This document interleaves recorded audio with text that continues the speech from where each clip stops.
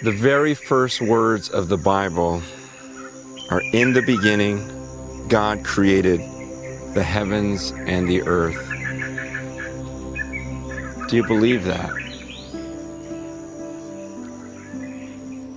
This used to be something that people would just take for granted and say, well, of course, everything was created by God. Look at the design. But we're growing up in a different time. And now we're told that this might not be an option. But the question is, what do you really believe? And have you even thought about it? Because fewer and fewer people are taking time to think through the bigger questions in life. You know, we live in a real busy time with a lot of multitasking where we jump from one thing to another. And when's the last time you really just sat down and were quiet and really thought through, is there a purpose to my existence? And that's what we want you to do, is to just think. To think right now. You are standing on a giant ball that is 2/3 water, spinning at 1,000 miles an hour. So just think about that for a second.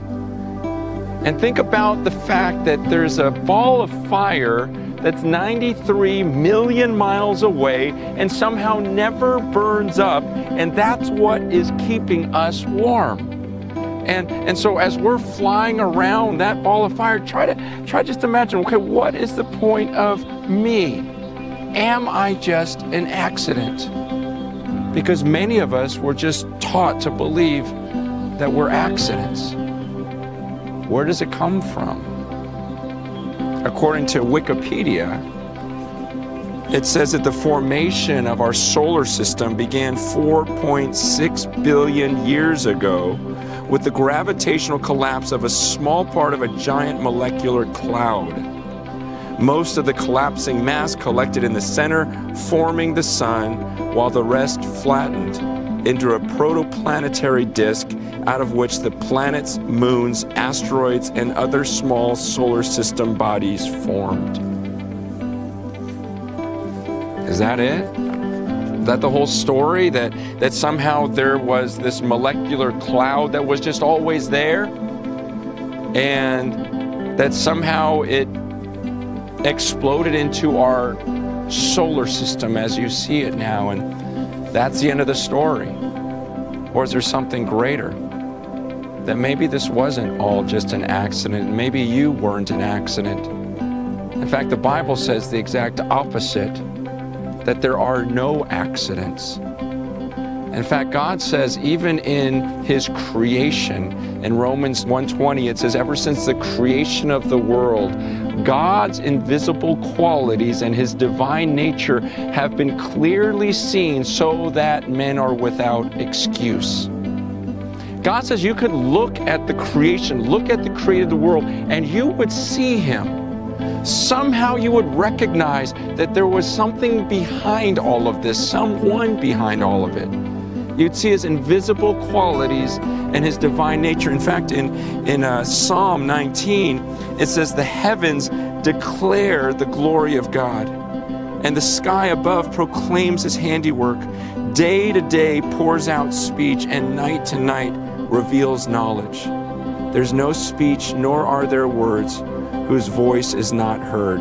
Their voice goes out through all the earth, and their words to the ends of the world. God says the heavens declare His glory. You look at the stars, study the stars, and He says you would see that the Creator who made all of this is glorious. He's beyond us.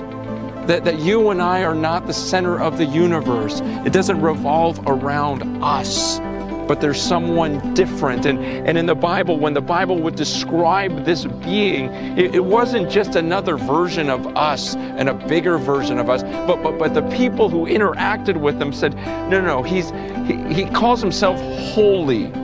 Holy meaning set apart, completely different from us. So much so that when Moses asked God, can I see your face? God says to him, no man can see my face and live. He says, look, I'm the being who created these heavens and that little tiny planet you live on, and you yourself right now in your mind, you can't see me.